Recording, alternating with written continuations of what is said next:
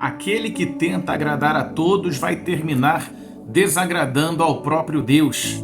Assim aconteceu com Saul em 1 Samuel capítulo 15, ali a partir do versículo 10. Vamos aqui agora trazer uma mensagem poderosa, a desobediência de Saul. É impressionante como a palavra de Deus ela nos mostra que a desobediência ela só gera prejuízos, né?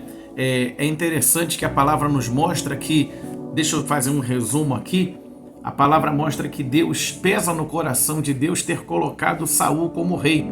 Saul não foi rei por uma escolha de Deus, mas por uma permissão de Deus. O povo escolhe, o povo clama, mostrando para a gente já uma lição poderosa que a voz do povo não é a voz de Deus. Um exemplo que a gente pode ter também é entre Jesus e Barrabás. Qual foi a voz do povo? Barrabás.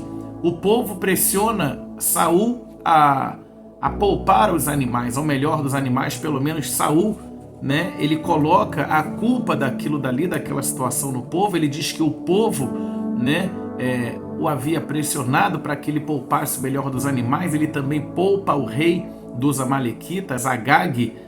E a palavra de Deus ela mostra então, é aquela passagem onde Deus fala aquele versículo tão conhecido, que ele não quer sacrifício, que ele quer obediência. E eu separei aqui, diversas lições aqui, aplicações para a sua vida, para o seu coração.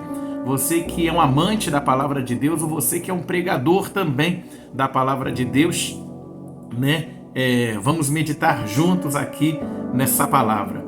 Primeira coisa aqui que Deus mostrou para mim: o cordeiro precisa ser consumido totalmente.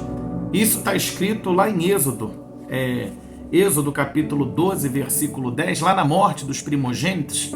A palavra de Deus ela diz que o Senhor ele dá o seguinte recado, de que aquele cordeiro ele precisava ser consumido completamente. O que é isso, pastor? Jesus precisa ser consumido completamente. E Jesus é a própria representação da palavra de Deus. A palavra de Deus ela precisa ser consumida completamente. Quando Deus dá ordem para Saul, era para que Saul cumprisse aquela palavra completamente. Ele cumpre, mas ele cumpre até um certo momento. Ele cumpre até um determinado ponto. Então o que acontece? Saul, ali naquele momento, ele acaba até ganhando aquela guerra, mas ali ele perde o seu reinado. Olha que coisa triste, né? A pessoa, às vezes, ela ganhar, né, uma guerra, como Saul ganhou essa guerra aqui contra os amalequitas, mas nesse mesmo dia, a palavra diz que o Senhor, ele destrói o trono de Saul. Saul continua reinando, tá bom? Mas logo no capítulo posterior, no capítulo 16, o Senhor já manda Samuel ungir o futuro rei de Israel, que seria Davi, que não tinha altura de um rei, como talvez o Saul tivesse, porque ele foi escolhido pelo povo, porque o povo olhava para Saul e talvez Saul tivesse o físico de um rei, tivesse, né, o porte de um rei, mas ele não tinha o coração de um rei. E o que Deus busca em nós não é aparência. O que Deus busca em nós é um coração. Amém? Outra coisa aqui importante que eu anotei aqui, você é servo de quem você obedece. Lá em Romanos 6,16 está escrito isso. Depois você dá uma olhada lá, dá uma lida. Que lá está escrito que nós somos servos de quem nós obedecemos. Se você obedece a Deus, você é servo de Deus. Agora, se você não está obedecendo a Deus, fica aquela reflexão: a quem será que você está servindo? Outro ponto importante aqui: Saul ele pega aquela situação quando ele é repreendido pelo profeta Samuel. Olha, Deus mandou você destruir tudo, mas eu ouço barulho de animais. O que está acontecendo? A Bíblia Sagrada diz que o Saul vai lá e joga a culpa no povo. Olha só que coisa interessante. Isso daqui eu anotei aqui, não coloque os seus erros na conta de outras pessoas. Você lembra com Adão e Eva? Foi bem semelhante. Quando Deus procura Adão para cobrar a Adão, porque Deus havia dito para Adão para que eles não comessem do fruto daquela árvore, a Bíblia diz que o Adão se volta para Deus e diz o seguinte: a mulher que o Senhor me deu. Olha só o Adão jogando a culpa na mulher e consequentemente até em Deus. A mulher que o Senhor me deu me fez errar. A mulher que o Senhor me deu, né? Que o Senhor me deu. Olha só aqui a petulância de Adão, né? De se voltar para Deus, e é como se Deus tivesse errado na escolha. E Deus não erra nas suas escolhas. O homem, infelizmente, ele vai se corrompendo.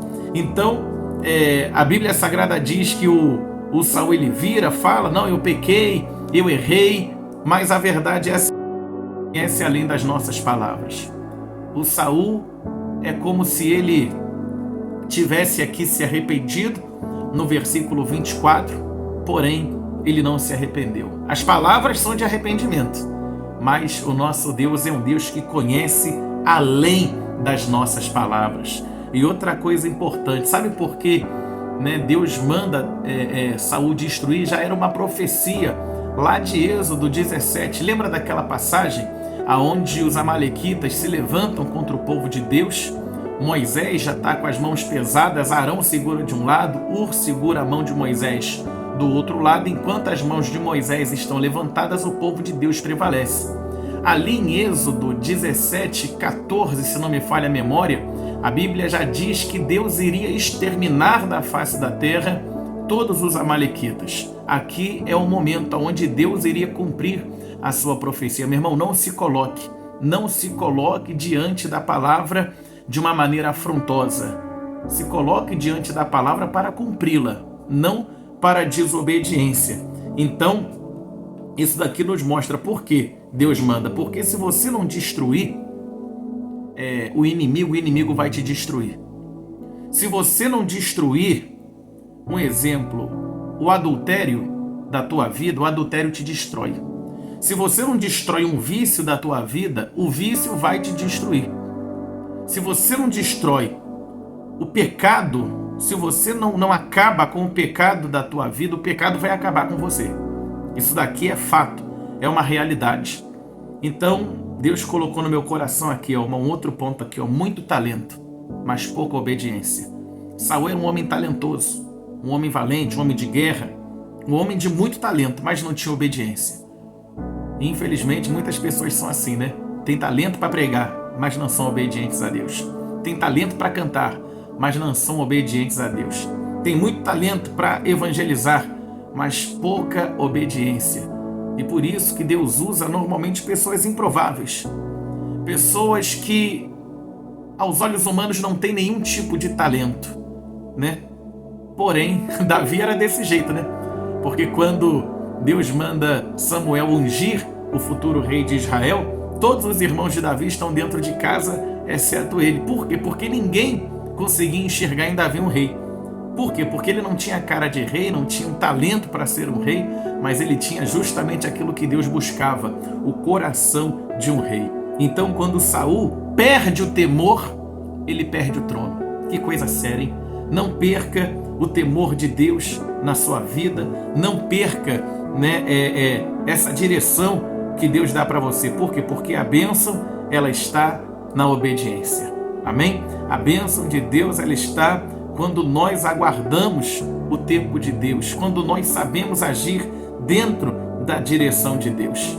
Quando o Senhor manda matar ali os amalequitas, desde os menores até os maiores, para a gente poder estar finalizando aqui. O que Deus está falando?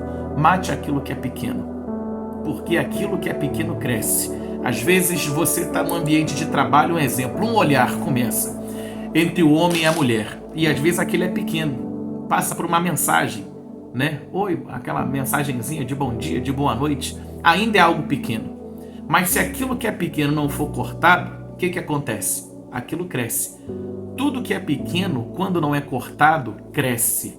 Então corte da sua vida, às vezes, coisas que são pequenas, porém desagradam a Deus. Fica com essa palavra no teu coração. Aqui no nosso canal tem mais de 50 palavras como essa para poder te abençoar. Deus abençoe.